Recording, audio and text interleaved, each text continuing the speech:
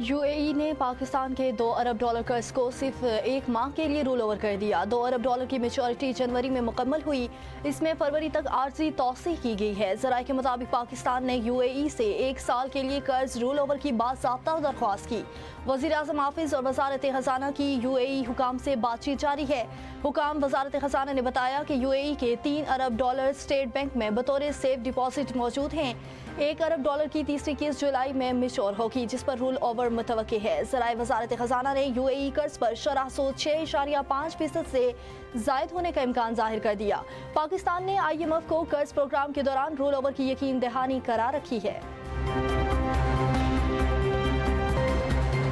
Munich में security conference. वज़ीर आज़म शहबाज शरीफ 13 फरवरी को जर्मनी के दौरे पर रवाना होंगे। वज़ीर आज़म 13 से 15 फरवरी तक सिक्योरिटी कॉन्फ्रेंस में शिरकत करेंगे। वज़ीर आज़म शहबाज शरीफ की कॉन्फ्रेंस की साइड लाइन पर आलमी रहनुमाओं से मुलाकातें भी शेड्यूल।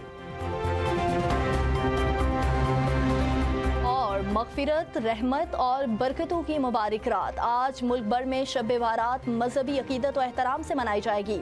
मसाजिद तमाम रात इबादत गुजारों से आबाद रहेगी। घरों पर भी खुसूसी महाफिल और नवाफिल का एहतमाम किया जाएगा। मग़फ़िरत की इन घड़ियों में फ़र्ज़ंदान इस्लाम अल्लाह के हुज़ूर रो रो कर अपने गुनाहों की माफ़ी तलब करेंगे।